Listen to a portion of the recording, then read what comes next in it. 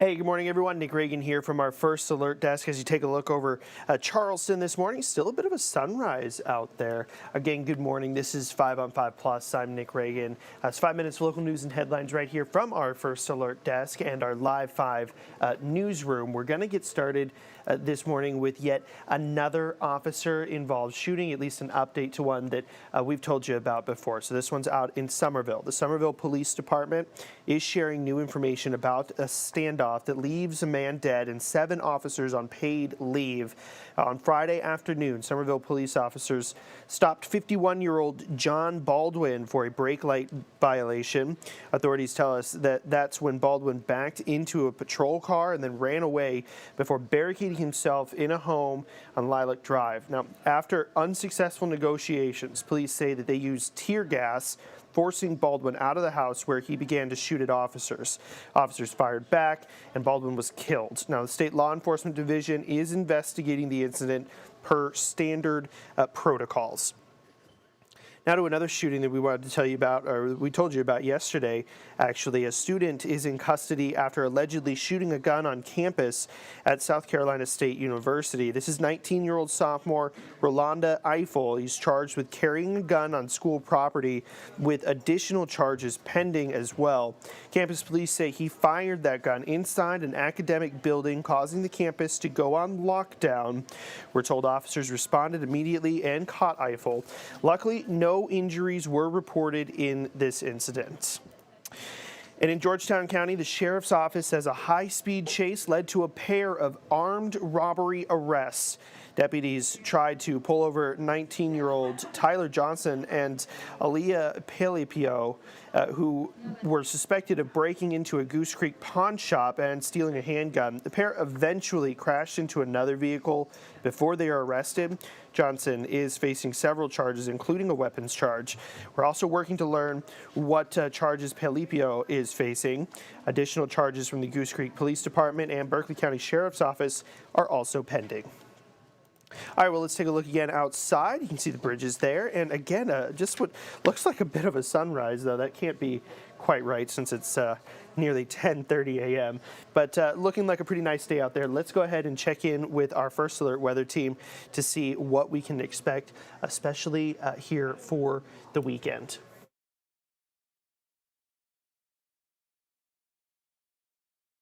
Cold out the door this morning. Make sure you bundle up. Temperatures in the 30s, feeling like the 20s in many spots. That breeze out there, but will slowly die down as we head through today. So a little less wind this afternoon. Sunny sky. Should be beautiful. Highs today in the mid to upper 50s. So still a little coolish for this time. The average high is about 62. We'll be right there at it tomorrow under a partly cloudy sky. And then about 10 degrees above average in the low 70s Friday, 74 Saturday, 71 on Sunday. Clouds will increase later this week. By the weekend, looks like we'll stay dry possible by Sunday into Monday. All right, thank you, Joey. Well, let's move on now. Let's talk about what's happening up in Colombia right now. The death penalty is up for debate. The fate of more than 30 men sitting on death row in South Carolina is now in the hands of the state Supreme Court.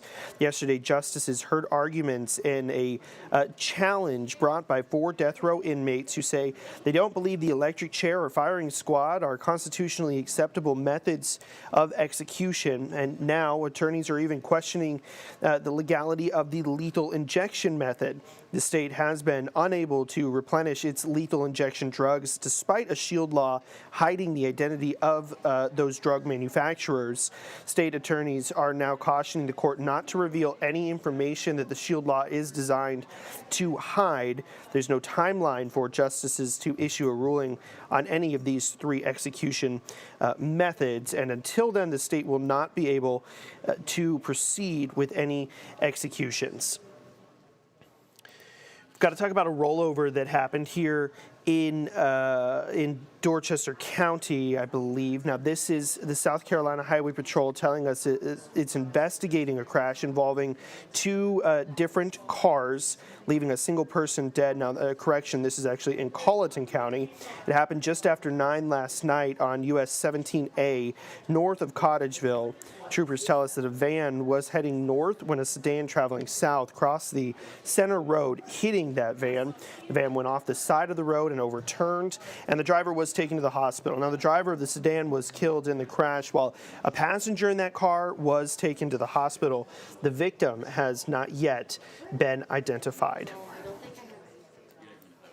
We've got an update for you on a story that we've been talking about for the last 6 months or so. This is about Jen Drummond. For the first time, Jen, who was severely injured in a hit and run on James Island, will speak publicly about what happened to her and her road to recovery.